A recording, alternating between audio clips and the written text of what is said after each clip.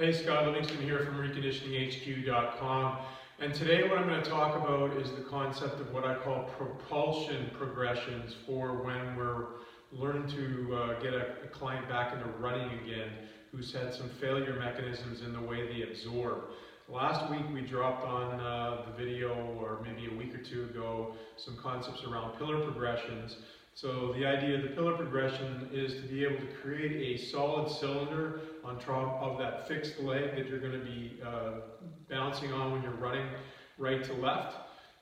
There's a process of going from the ground upwards to create that pillar, but the other process is how do we absorb?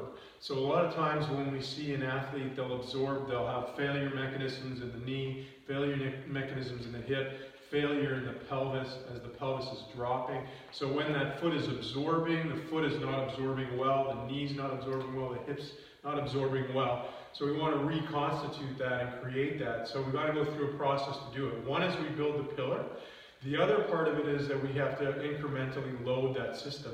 So we have chops, etc. that we showed last week, but what do we do actually with the physical space of how we transcend load, how we decelerate load into that system? So the first thing we want to do is learn to lean and load. So we get into an athletic ready stance, which is a little bit of a hip drop position. We shift our weight to one side. When we shift that weight, we want to make sure that that pelvis remains planar, that knee remains over top of foot. The foot is well constituted, 3 points, little foot, little toe, big toe, heel. We've got full pressure onto the ground. Ankle is in a good Mortise position. We then slide that foot over underneath us, okay? We still have that stable, solid trunk, that solid cylinder over top. And then what we can do is look at propulsive movement patterns. So a hip slide posteriorly, the idea of driving back off into hip extension. Then we can challenge that a little bit. We can take it into a diagonal. We can take it into a lateral. We can even come forward. We can go out and back and up and in. Out and back, up and in. And what we're doing is we're trying to make sure that all those things remain the same while we're doing that. Then we can simply take this into a lot of the different loaded patterns that we talk about all the time in the gym. So I can have load or no load. I can simply slide that leg back and go into a split squat. I can do a slide or split squat, or I can actually stay there and just go up and down and work that split squat. I can put dumbbells in my hands. Then I can do a drop back lunge, or I can do a drop forward lunge. So I can step into, or I can step back. Still working that same side or the opposite side depending on what we want to work on.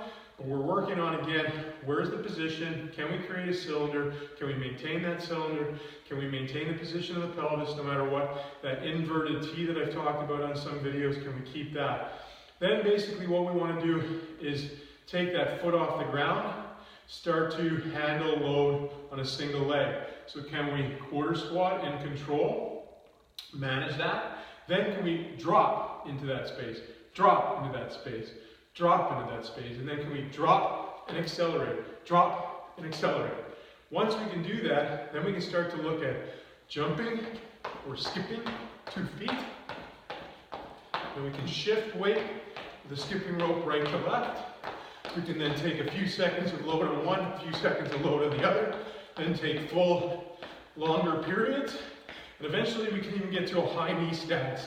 When we get to that high knee stance, or any of those, we want to make sure that we're not losing the pelvis, losing a knee, losing a foot position.